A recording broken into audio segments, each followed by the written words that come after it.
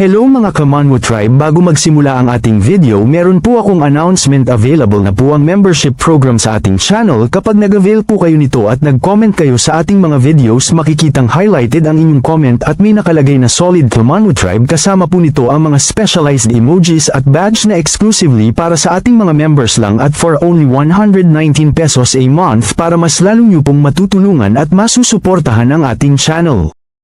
Like, comment, share and subscribe for more videos.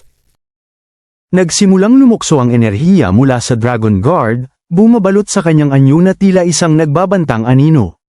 Ang kanyang tinig ay kumalat sa hangin, puno ng sapilitang pag-akit habang matalim siyang nakatitig sa dalawa. Paano?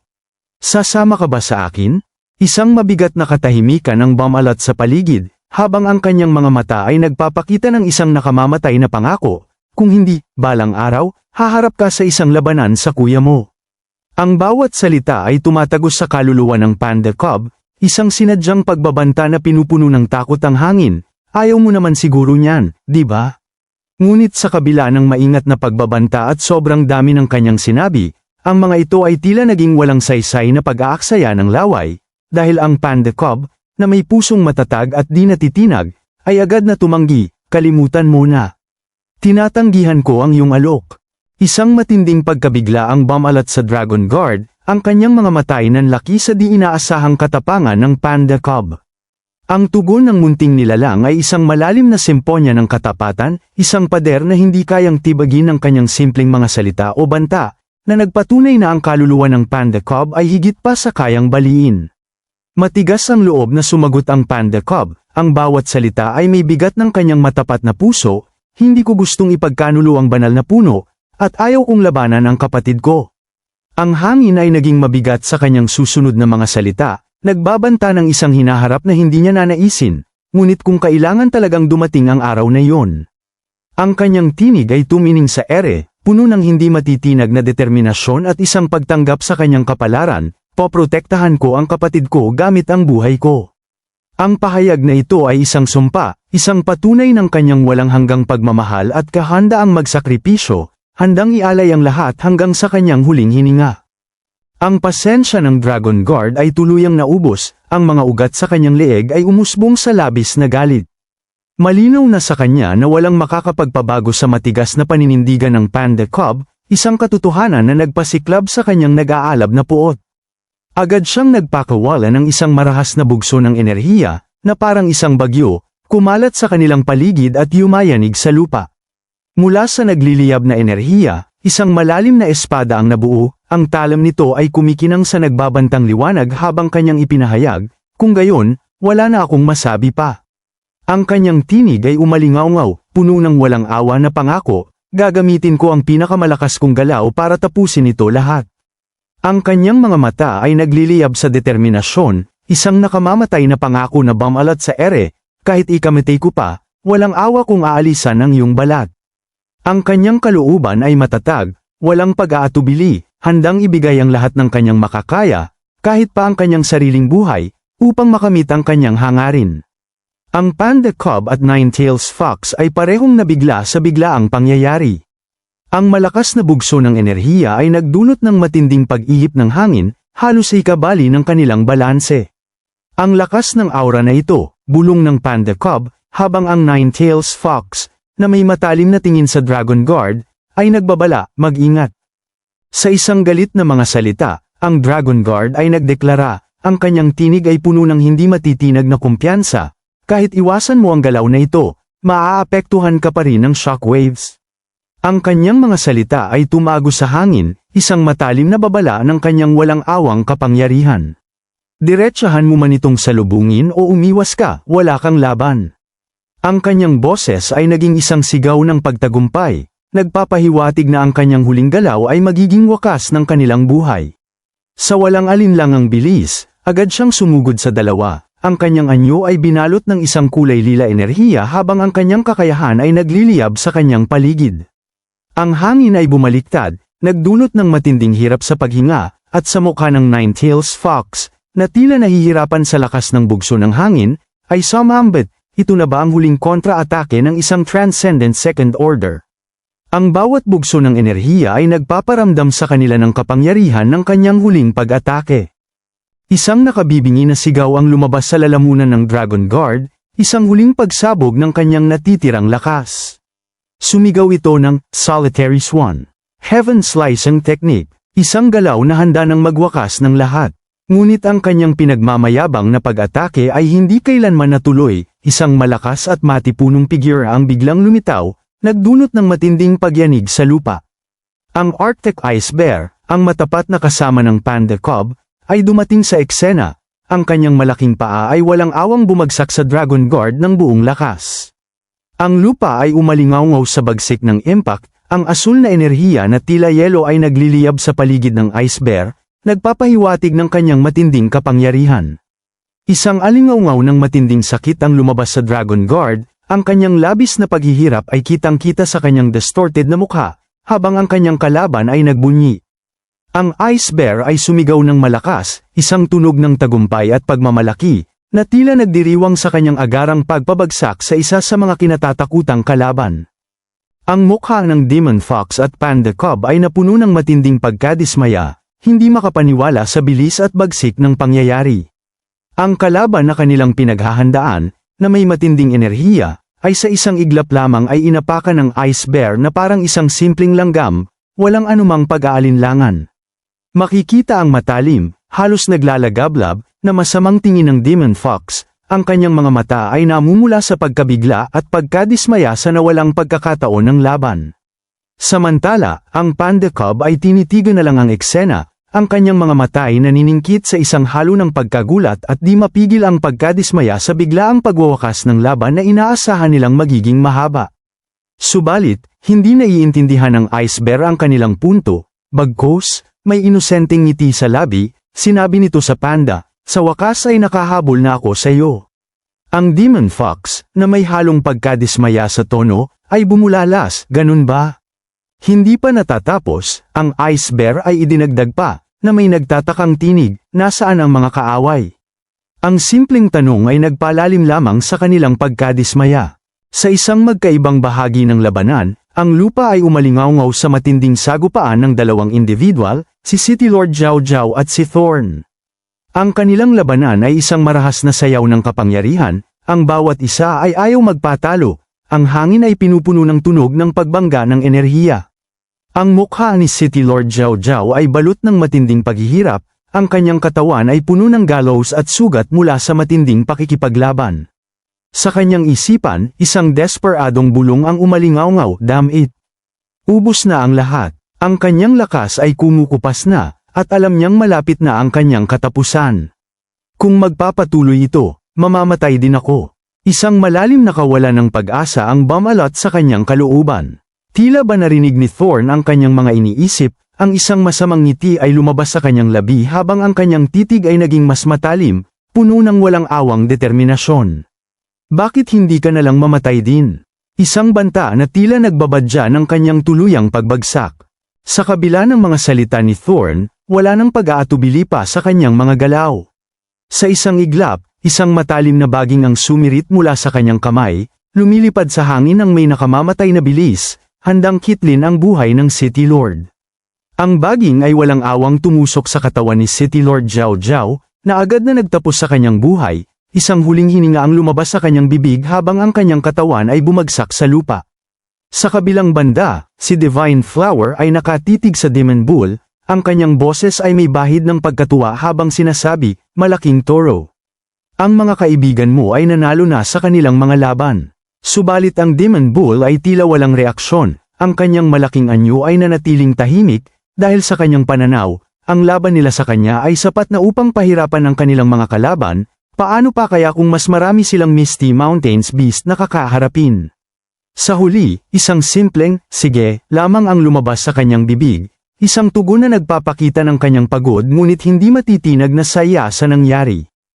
Patuloy ang pagmamalaki ng Demon Bull, ang kanyang tinig ay umalingaw sa paligid, ito ang tunay na lakas ng ating Misty Mountains.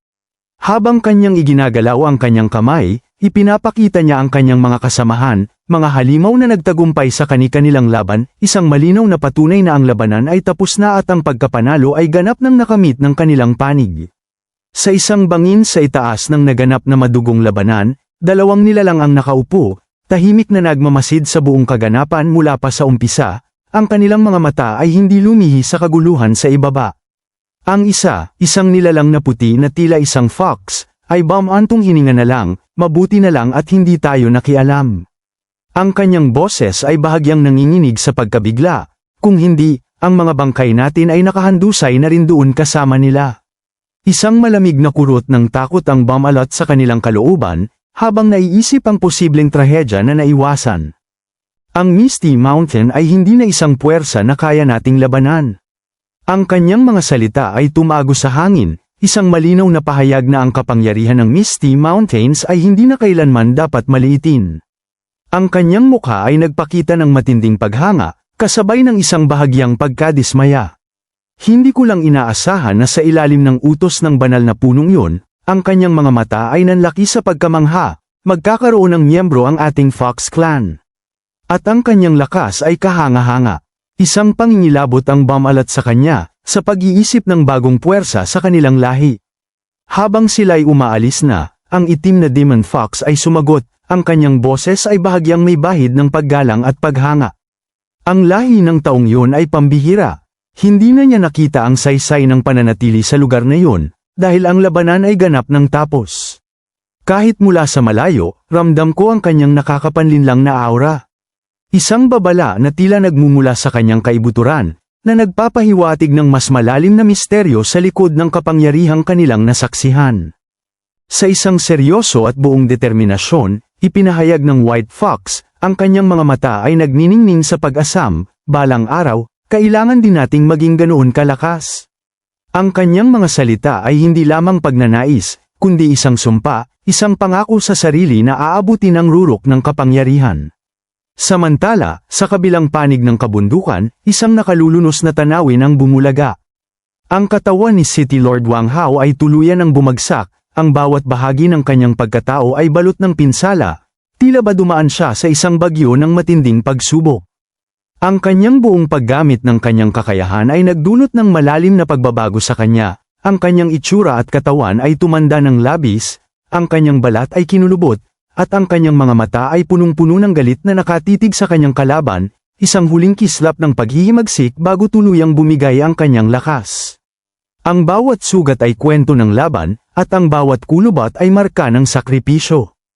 Isang madilim na reaksyon ang bumalat sa mukha ni Shaoling, ang kanyang titig ay nakapako sa nanghihinang anyo ni City Lord Wang Hao, na tila ito na ang huling kabanata ng kanilang labanan.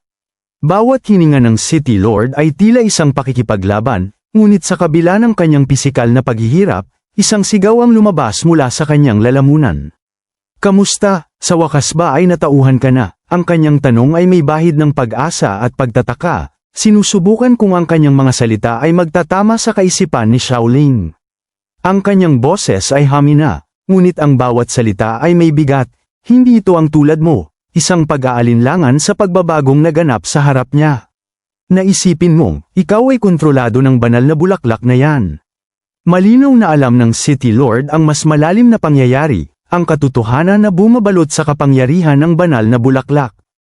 Ang kanyang mga salita ay tila isang huling pagtatangka na gisingin ang dati niyang kaibigan mula sa kontrol. Isang maliit na aksidente lang yun. Ang sagot ni Shaoling ay lumabas, puno ng pagtanggi at isang tila nagkukunwaring pagwawalaang bahala sa kanyang mga sinabi, na nagpapahiwatig na may itinatago siyang mas malalim na sekreto. Hindi na napigilan ni City Lord Wang Hao ang kanyang galit, ang kanyang mukha ay naging pula, habang ang katotohanan ng kanyang pagtanda ay biglang lumino ito pala ang dahilan sa kanyang mabilis na paghina at pagbabago. Maliit na aksidente? Ang maliit mong aksidente muntik nang ikamatay ng lahat. Ang kanyang tinig ay tumining sa hangin, puno ng pagkadismaya at galit sa kapalaran na halos mangyari sa lahat ng naroroon. Ginamit ko ang 50 taon ng spiritual power, para lang iligtas ka. Ang bawat salita ay isang pahayag ng matinding sakripisyo, na tila nagpapatunay sa kanyang walang hanggang pagmamahal at dedikasyon. Paulit-ulit na sinabi ng City Lord ang tungkol sa kanyang pagpapasan ng sakit, alam mo ba kung gaano karami ang isinakripisyo ko? Ang kanyang tingin ay puno ng pagtataka at di paniwala. Ikaw, nagbibiro ka ba sa akin? Habang sa kanyang isipan, si Xiaoling ay tila nabingina sa paulit-ulit na mga hinaing ng City Lord, ang tanging nasambit niya ay, ang ingay mo. Sa kanyang kalooban, may mas malalim na katanungan ang bumabagabag sa kanya, hindi ko alam kung nakatakas ba ang Bull Demon at ang iba pa. Hindi na nakinig si Xiaoling sa City Lord, agad itong tumalikod, ang kanyang mga paa ay humakbang palayo.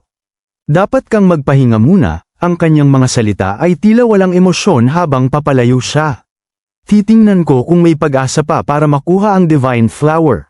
Ang kanyang pag-alis ay puno ng misteryo, habang ang kanyang layunin ay nananatiling hindi malinaw. Sa pag-alis ni Xiaoling, isang desperadong tawag ang lumabas mula sa labi ni City Lord Wang Hao. Sandali, niligtas kita. Ang kanyang tinig ay nanginginig sa kahinaan at pagmamakaawa, naghahangad ng huling pagkilala. Hindi ka pwedeng umalis na lang ng ganito. Ang kanyang mga mata ay nanlaki sa pagkadismaya, hindi makapaniwala sa pagtalikod ni Xiaoling. Kailangan mong pakasalan ako, isang huling hiling na tila isang pangkalahatang panawagan sa kabila ng kanyang kalagayan. Sa kabila ng matinding paghihirap, nagpatuloy si Xiaoling, ang kanyang mga mata ay nagmasid sa buong paligid. Ang kanyang senses ay pinakiramdaman ang bawat pulso ng enerhiya sa lugar. Isang matinding pagtataka ang bumalat sa kanya, nasaan na ang lahat? Ang kanyang tinig ay isang bulong na tila naghahanap ng kasagutan sa biglaang katahimikan. Ipinakita ang tanawin ng labanan kung saan nagtagpo ang puwersa ng mga Misty Mountains Beast, isang tanawing kahindik-hindik na bumabalot sa buong lugar. Ang mga bangkay ay nakakalat sa buong paligid, ang lupa ay tigib ng dugo, at ang hangin ay puno ng amoy ng pagkawasak, nagpapatunay sa kalupitan ng naganap na sagupaan. Sa kabila ng pagkatalo ni City Lord Zhao Zhao, isang di pangkaraniwang pangyayari ang naganap. Bagaman ang kanyang pisikal na katawan ay bumagsak at tuluyang namatay, ang kanyang kaluluwa ay nanatiling buo at lumilipad paalis mula sa nag-ulong tanawin ng labanan. Sa kanyang isipan, isang matinding pagkabigla at pagkilala ang umusbong, hindi ko inaasahan na ang mga dagdag tulong ng Misty Mountains ay ganoon kalakas, kahit ang mga Dragon Guard ay nalipol. Isang mapait na katotohanan ang kanyang natutunan, ngunit sa kabila nito, isang kislap ng pag-asa ang sumilay sa kanyang kaluluwa.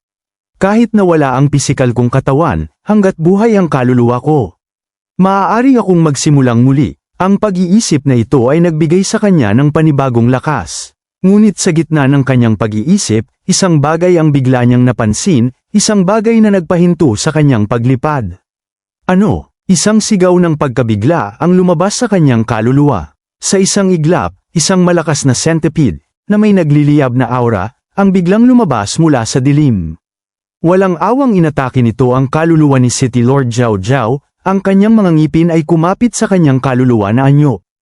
Isang napakalakas na sigaw ng sakit ang umalingaw-ngaw, ang labis na paghihirap ay sumikop sa kanyang buong pagkatao habang ang kanyang kaluluwa ay unti-unting hinihigop. Ang may-ari ng malaking centipede ay hindi iba kundi si Xiaoling, na may malamig at walang emosyon na tingin habang pinagmamasdan ang bawat sandali ng unti-unting pagsipsip nito ng kaluluwa ng City Lord. Ang bawat pulso ng enerhiya mula sa kaluluwa ng City Lord ay hinihigop ng centipede, na tila isang nagugutom na anino. Sa isang simpleng utos mula kay Xiaoling, ang centipede ay agad na iniluwa ang kaluluwa na kanina'y anyo ng City Lord. Ngayon, ito'y naging isang maliit, siksik na bola ng purong enerhiya, na parang piniga at pinaliit sa kanyang pinakasimpleng anyo. Ang dating makapangyarihang City Lord ay isa na lamang condensed na masa ng kapangyarihan, ganap na walang laman at walang buhay. Habang nakatitig sa maliit na bolang yun ng enerhiya, isang mapagpasyang pahayag ang lumabas sa labi ni Xiaoling, ang kanyang tinig ay may bahid ng pagwawakas, na ang labanan na ito ay tapos na. Ang kanyang mga salita ay nagdala ng isang matinding kahulugan, na tila nagpapahiwatig ng kanyang ganap na pagkontrol at ng wakas ng lahat ng pagtutol. Sa kabilang dako ng malawak na mundo, isang nakakagulat na balita ang agad na kumalat, yumanig sa bawat sulok ng buong alyansa, at nagdulot ng malalim na pagkabigla sa bawat mamamayan. Kinabukasan, isang nakakagulat na balita ang yumanig sa buong alyansa. Ang bawat pahayag ay nagdulot ng gulat at kawalan ng paniniwala. Ang mga makapangyarihang individual na nagtangkang agawin ang banal na bulaklak, na pinaniniwala ang hindi kayang talunin, ay pawang namatay na lahat, walang nakaligtas kahit isa. Ang impormasyon ay naging malinaw at nakakapanindig balahibo. Kabilang sa mga Dragon Guards, ang mga miyembro na may ranggo na 7, 8, at 9, ay pawang namatay. Ang mga pangalang dati ay nagpapakita ng lakas at kapangyarihan ay ngayon naging simbolo ng isang malaking trahedya. Ang prodigy na si Zhao Zhao at ang Lord ng Gourmet City ay parehong namatay sa labanan. Ang balita ay nagdulot ng matinding pagkabahala, nagpapahiwatig ng hindi inaasahang lakas ng mga puwersa sa Misty Mountains na dati binabaliwala lamang. Sa gitna ng pinangyarihan ng matinding labanan sa Misty Mountains, isang nakababahalang katotohanan ang lumutang, walang nakitang bakas ng katawan ni Linga at Wang Hao. Ang kanilang kinaroroonan ay nananatiling misteryo, isang malaking katanungan na bumabalot sa isipan ng lahat at nagdudulot ng matinding pag-aalala. Ang nakalipas na digmaan ay nag-iwan ng malalim na sugat, hindi lamang sa lupa kundi pati na rin sa moral ng mga nakaligtas. Sa ngayon, ang buong Federation ay nasa matinding kagipitan, habang ang anino ng kawalan ng katiyakan ay bumabalot sa bawat sulok ng kanilang lipunan. Higit pa sa nawawalang mga opisyal, isang bagong salot ang bumalat sa Federation, ang paglaganap ng napakaraming daga na walang awang sumire sa mga lungsod, na pinamumunuan ng isang dambuhalang nilalang na may kapangyarihang magdulot ng kalituhan. Hindi lamang ito, sapagkat kasabay nito, ang mga kawan ng lobo, na tila uhaw sa dugo, ay sabay-sabay na inatake ang maraming tribo sa kapatagan, nag-iwan ng bakas ng pagkawasak at pagdurusa. Ang bilang ng mga namatay ay umabot na sa nakakapanindig balahibo na 30,000, isang malagim na patunay ng lawak ng kaguluhan na bumabalot sa kanilang mundo. Ang bawat ulat ay nagdadala ng mas malalim na takot at kawalan ng pag-asa, na nagpaparamdam sa lahat ng bigat ng bagong banta sa kanilang kaligtasan. Sa gitna ng kaguluhang ito, isang bahagyang kislap ng pag-asa ang sumilay ng kumalat ang balitang nakabalik na sina Linga at Wang Hao kahapon, bagamat kapwa may iba't ibang antas ng pinsala. Subalit, ang pagkabahala ay muling namayani ng ihayag ng investigative team na sa Witheredwood Forest, natuklasan ang mga nilalang na may katangian ng mutant beast na kahawig ng tao. Isang opisyal, na may malalim na pagkabahala sa kanyang mukha, ay nagtanong, kung tama ang pagkakaalala ko, itinigil na ng Federation ang genetic experiment sa artificial life. Ang kanyang tinig ay may bahid ng matinding pagkabigla at galit, may nagpasimula na naman ng genetic experiments. Ang implikasyon ng pahayag na ito ay nagdulot ng malalim na pangamba, sapagkat ang pagbabalik ng ganitong uri ng eksperimento ay maaaring magdulot ng mas malaking panganib sa hinaharap. Ang imbestigasyon ay nagpatuloy, at ang resulta ay nagdulot ng mas matinding pagkabahala. Natuklasan na ang lahat ng datos mula sa orihinal na base ng genetic forces ay ninakaw, isang malaking banta sa seguridad ng Federation. Dagdag pa rito, lahat ng informed experimental personnel ay nawawala, na nagpapalalim sa misteryo at pangamba kung anong masamang balak ang nasa likod ng mga pangyayaring ito. Isang pinuno ng Federation, na may tinig na may bigat at kalungkutan, ay bumulong, sila ba ay namatay na lahat? Ang kanyang mga mata ay nagpakita ng paghihirap, na tila nagdadalamhati sa posibleng nawalang buhay at kaalaman. Sa monitor, ipinakita ang nakakapanindig balahibong footage ng isang dambuhalang halimaw na unti-unting winawasak ang isang lungsod sa Australia. Agad na nagbigay babala ang isang lalaki, ito ang pinakahuling footage na ipinadala mula sa Australia. Mayroong isang dambuhalang sinaunang nilalang na nagwawala sa mga lungsod sa buong Australia. Ang kanyang boses ay nanginginig sa pagkadismaya at takot. Halos 100,000 katao na ang namatay, at patuloy pang tumataas ang bilang. Sa gitna ng malawakang pagkawasak, ang buong populasyon ng tao sa Australia ay halos hindi na kumakapit sa buhay, nakabitin sa manipis na sinulid ng pag-asa. Ang Coastal Defense Forces ay nagpadala ng nakabibiglang mensahe, isang sinaunang nilalang, na may walang awat na lakas, ang papalapit na sa Federation. Papunta na ito sa Federation, ang kanilang ulat ay nagdulot ng matinding kaba, habang ang bawat salita ay nagdadala ng mas malalim na takot sa puso ng mga nakikinig. Sa loob lamang ng isang buwan, inaasahang aabot ito sa loob ng bansa, isang matinding banta na nagpaparamdam sa lahat ng kanilang kahinaan at ang kagyat na pangangailangan para sa paghahanda. Nagpatuloy sa pag-uulat ang lalaki, habang kitang-kita sa mukha ng pinuno ng Federation ang matinding galit at pag-aalala sa mga nangyari, ang bawat salita ay nagpapabigat sa kanyang kalooban. Ngayon, lahat ng regional commanders ay nasa mga pulong para hawakan ang bagay na ito, sinabi niya, habang ang kanyang tinig ay may bahid ng pagkadismaya. Agad na tinanong ng pinuno ng Federation ang nagulat sa kanya, ang kanyang mga mata ay nanlaki sa pagkabigla, ano ang antas ng nilalang na yan? Ang tanong ay sumabog sa hangin, puno ng kagyat na pangamba. Sumagot ang tauhan, ang kanyang tinig ay may bahid ng kawalan ng pag-asa, 2 buwan na ang nakakaraan, ang datos na natanggap namin ay nagpapahiwatig na ito ay nasa 3 antas. Ngunit ang kanyang susunod na pahayag ay nagdulot ng mas malalim na takot, ngunit ang pinakahuling update ngayon, ay nagpapakita na ngayon ito ay nasa 4 na antas na ng Transcendent. Ang bawat salita ay tumagos sa kalooban ng pinuno, na nagpaparamdam sa kanya ng bigat ng napipintong trahedya. Ang pinuno ng Federation ay nabigla, ang kanyang mukha ay namutla sa matinding pagkabigla na nagdulot ng takot sa kanyang puso sa papalapit na panganib. Ang kanyang mga mata ay nanlaki, tila nakikita ang di inaasahang kapahamakan, at ang pawis sa kanyang mukha ay mabilis na tumatagaktak, nagpapakita ng kanyang matinding pangamba. Sa pagitan ng kanyang paghinga, nasambit niya, 4 na antas ng Transcendent. Ang mga salitang ito ay tila isang sumpa, isang malalim na pagkilala sa lakas ng kanilang kalaban. Sa nakita ng tauhan na pagkabigla ng pinuno ng Federation na kanina ay kalmado, agad niyang sinabi na, ito sa kasalukuyan ang pinakamakapangyarihang anomalya na natuklasan namin, maging ito ay sa laki o antas. Ang kanyang tinig ay puno ng matinding paggalang at takot sa nilalang. Isa ito sa mga pinakamalakas na hayop, dagdag pa niya, at hindi pa kasama dyan ang katotohanan na maaari pa itong maging mas makapangyarihan sa loob ng 1 buwan. Ang matinding galit ay makikita sa mukha ng pinuno ng Federation, ang kanyang ngipin ay naglangit-ngitan habang sinasambit na, mas malakas na ang halimaw na ito kaysa sa mga nilalang sa Misty Mountains. Ang kanyang tinig ay puno ng matinding determinasyon, isang bagong antas ng galit na nagpapakita ng kanyang pagtanggap sa matinding banta. Ngayon, ipatawag ang lahat ng available at retiradong opisyal, utos niya, ang bawat salita ay may bigat ng kanyang matinding pagdedesisyon. Anuman ang kanilang ranggo, ipunin ang lahat para sa isang pulong. Ang kanyang mga mata ay nagniningning sa pag-asam ng isang malawakang paghahanda, at magtakda ng isang pambansang kumperensya para sa makalawa. Isang agarang tugon ang ibinigay ng tauhan, tungkol sa pagkuha ng Divine Flower ng Misty Mountains, ngunit hindi na pinatapos ng pinuno ang mga pinagsasabi nito. Tila ba ito ay hindi mahalaga sa ngayon dahil may mas malaki silang problema, ang bagay na yan, maghintay muna ng 1 buwan bago natin asikasuhin, tignan natin kung makakaligtas ang Federation. Ang kanyang pahayag ay isang malinaw na prioridad, ang kaligtasan ng Federation ang pinakamahalaga sa ngayon. Sa kabila ng matinding hirap na kinakaharap ng Federation, ipinakita ang Northern Region kung saan kasalukuyang namamalagi si Yuziu.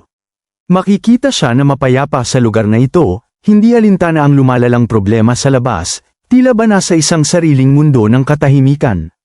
Katabi nito, makikita ang mga mahahalagang nilalang na kanilang nabawi, na masayang pinaglalaroan ang Honey Badger, tila ba ay kanila na itong dinala kay Yuziu para mas maprotektahan ang maliit na nilalang. Ang Honey Badger naman ay walang magawa sa pangbubuli sa kanya ng maliliit na nilalang, sapagkat sa presensya ni Yuziu, wala siyang lakas ng loob na lumaban, isang patunay ng paggalang at takot na nararamdaman niya sa Master. Ang samot-saring pagpapahirap ng maliliit na nilalang sa Honey Badger ay patuloy, habang ito ay walang magawa at napapasigaw na lang sa sakit at pagkadismaya. Isang ngiti ang sumilay sa labi ni Yuziu habang sinasabi niya sa sarili, mukhang hindi lahat ay pwedeng makipaglaro sa kanila. Ang kanyang mga mata ay may bahid ng pagkaaliw sa nakikitang sitwasyon. Napaisip ng malalim si Yuziu, at kanyang sinabi, pagkatapos ng huling insidente ng pagdukot, para sa kaligtasan, ang kanyang tinig ay may bahid ng pag-aalala, pinadala ko itong mga bata, sinabihan ko si Pinto, na dalhin sila dito. Isang malinaw na desisyon para sa proteksyon ng kanyang mga alaga, na nagpapakita ng kanyang pagpapahalaga sa bawat isa sa kanila. Ipinakita ng system ang detalyadong impormasyon tungkol sa Mutant Cyan Wolf Two-Headed Wolf, unang antas, kasama ang kanyang innate ability na Elemental Twins nagtataglay ng hininga ng parehong yelo at apoy, na nagpapahiwatig ng kanyang matinding kapangyarihan. Kabilang sa kanyang special ability ang Savage Bite. Ang bilis ng pagkakagat na may isa o dalawang ulo ay ilang beses na mas mabilis kaysa sa ordinaryong Cyan Wolf, na nagbibigay sa kanya ng nakamamatay na bilis. Many minds. Ang bawat ulo ay nakakapag-isip ng nakapag-iisa at nakikipag-ugnayan sa bawat isa, na nagpapahiwatig ng kanyang advanced na katalinuhan. Mayroon din itong Glacial Flow, gumagawa ng nagyayelong katangian ng espiritual na kapangyarihan, naglalabas ng lamig na bumabalot sa buto, at Blazing Fire, naglalabas ng espiritual na kapangyarihan tulad ng apoy, sinusunog ang lahat sa paligid nito. Samantala, tungkol naman sa higanteng ahas, ipinakita ang impormasyon ng Mutant Green Snake, Three-Headed Snake, unang antas, na may innate ability na immortality kahit mawalan ng isang ulo, kaya nitong mag-regenerate matapos matagumpay na agawin ng isa pang ulo, nag-i-evolve ito ng isa pang ulo, na nagpapahiwatig ng kanyang di pangkaraniwang kakayahan sa paggaling. Kabilang sa kanyang special ability ang Venom, naglalabas ng lubhang nakakalaso na lason, Scaled Armor, ang pinakamalakas at pinakamakapangyarihang depensa, lubhang nagpapahina sa mga atake, Aquatic Combat Proficiency, mahusay sa pakikipaglaban sa tubig, at Growth, may sapat na pagkain, mabilis itong lumaki, patuloy na lumalaki ang sukat, na nagpapahiwatig ng kanyang potensyal para sa patuloy na paglago. Nakatingin si Yuziu sa Three-Headed Snake at may pagtatakang sinabi, "Magaling ka ba sa aquatic combat?" Ang kanyang tinig ay may bahid ng pag-iisip, na tila sinusuri ang potensyal ng nilalang. "Baka mas mabuting panatilihin ka sa dagat." Ang kanyang mga salita ay tila isang pahiwatig ng plano para sa kinabukasan ng ahas. Pagkatapos ng kanyang mga salita, agad namang sumigaw si Yuziu at tinawag ang orca. Ang kanyang tinig ay umalingaw sa hangin, puno ng awtoridad at pagtawag. Sa kanyang pagtawag, agad namang tumugon ang orca, lumitaw mula sa kailaliman ng dagat na tila isang dambuhalang multo. Ang nilalang na sa una ay tila gustong kainin si Yuziu ay ngayon ay kanyang naging kakampi, isang patunay ng walang hanggang kapangyarihan at karisma ng master. Nasambit na lang ni Yuziu sa kanyang isipan, ang orca na ito, simula noong huling pagkakataon na paamuin ito, kasama ang angka nito, ay nag-pledge ng katapatan sa akin. Isang pagkilala sa kanyang matagumpay na pagpapapaamo, na nagdulot ng malalim na paghanga sa kanyang sarili. Ito ang unang beses na nakapaamo ako ng mga nilalang dagat. Isang patunay ng kanyang lumalaking kapangyarihan at kakaibang koneksyon sa kalikasan. Kanya namang inutos sa orca, tungkol naman sa higanteng ahas, "Ipapaubaya ko ang paglinang nito sa iyo, alagaan mo ng mabuti." Sumagot naman ang orca ng "Sige," bilang pagtugon sa utos ng kanyang master, isang simple ngunit sapat na tugon. Sa kabila nito, ang pag-aalala ni Yuziu ay makikita sa kanyang mukha, ang lubos na pagtitiwala sa mga bagong nilalang sa kanilang panig mula sa karagatan ay hindi pa niya lubos na pinagkakatiwalaan. Kanyang sinabi sa kanyang isipan, ang orca na ito ay mukhang mabangis sa ibabaw, ngunit ang boses nito ay napakatamis at mapanlinlang. Gusto ko talaga itong sampilan ng ilang beses. Sa pag-alis ng Three-Headed Snake kasama ang orca, sinabi ni Yuziu sa ahas, "Sundin mo ng mabuti ang orca, at kapag umabot ka na sa ikalawang antas, sasanduhan kita." Isang pangako ng pagbabalik, ngunit ang Three-Headed Snake ay tila ayaw nitong umalis, at tanging "Master" lang ang nasambit, na nagpapakita ng kanyang pagkalungkot. Isinigaw ni Yuziu, na may matinding determinasyon, "Aasahan kong makita kang muli," isang pagtatapos sa kanilang usapan. Sa kabila nito, ang Two-Headed Wolf ay dinala ni Yuziu sa minahan ng Ice Spirit Stone para mas lalo pa itong lumakas. "Lobo, kainin mo ang mga batong espiritu," utos niya, "ang bawat salita ay may bigat ng pag-asa. Hanggang sa makontrol mo ang kapangyarihan ng yelo na walang kahirap-hirap." Isang hamon na nagpapahiwatig ng kanyang malalim na paniniwala sa potensyal ng Two-Headed Wolf. Habang ang Big Ear naman ay pinaubaya ni Yuziu sa pangangalaga ng Golden Monkey. "Iiwan ko sa iyo ang batang ito," sabi niya sa Golden Monkey, na agad namang sumagot ng "Okay" bilang pagsang-ayon, isang tanda ng pagtitiwala. Samantala, makikita ang Honey Badger na nanlulumo sa pagpapahirap sa kanya ng tatlong bata na iyon, ang kanyang katawan ay tila bumigay sa bigat ng sitwasyon. Sinabi naman ni Yuziu sa Honey Badger na ito habang nakatingin ng malalim, "Personal kitang sesoniin." Ang kanyang tinig ay may bahid ng pagbabanta at determinasyon, ang lakas ni na unggoy at baboy ay nalampasan na ang sayo. "Tamad na bata, Ang kanyang mga salita ay tila isang suntok sa kanyang pagkalalaki, isang panggigising para sa kanyang pagiging tamad. Agad nang sinimulan ni Yuzio ang pagsasanay sa Honey Badger, walang awa niyang inatake ito ng napakabilis gamit ang kanyang mga baging, ang bawat galaw ay may matinding bilis at lakas. Hindi pa sapat ang bilis ng iyong progreso. Sigaw niya, ang kanyang tinig ay umalingaw sa hangin, puno ng pagkadismaya at paghihigpit. Kung magpapatuloy ka ng ganito, papatayin kita. Ang kanyang mga salita ay tila isang sumpa, isang matinding babala na hindi dapat balewalain. Habang sumigaw si Yuzio ng malakas, mapunta ka na sa impyerno, makikita naman ang isang jaguar at mantis na nanunood sa pagpapahirap ng kanilang master sa Honey Badger. Nasabi na lang ng mantis sa kanyang sarili, ang ating master ay labis na nakakatakot. Isang bulong na nagpapakita ng kanyang paghanga at takot sa kapangyarihan ni Yuzio. Lumipas ang tanghali, gabi, at hanggang umaga, paulit-ulit ang kanilang pagsasanay na nagpatuloy, walang oras na sinayang sa bawat oras na lumilipas. Maririnig ang nakakapanindig balahibong sigaw ng Honey Badger sa sakit at tindi ng kanilang pagsasanay na ginagawa, isang patunay ng labis na pagpapahirap na kanyang dinaranas. Makalipas ang 5 araw ng walang humpay na paghihirap, sa tindi at hirap ng pagsasanay, ang katawan ng Honey Badger ay lumaki ng labis, para bang nagturok ng steroid, isang nakamamanghang pagbabago na nagpapakita ng resulta ng matinding disiplina at tiyaga. Ang bawat kalamnan nito ay umusbong, handang harapin ang anumang hamon na darating. Pagkatapos ng matinding 5 araw na pagsasanay, kitang-kita ang resulta sa Honey Badger. Agad namang sinabi ni Yuzio, habang kumikinang ang kanyang mga mata sa kasiyahan, ang 5 araw na ito, nakakapagod, ngunit sa kabutihang palad, hindi nasayang ang impyernong pagsasanay. Ang kanyang boses ay may bahid ng pagmamalaki at paghanga sa naging pagbabago ng Honey Badger.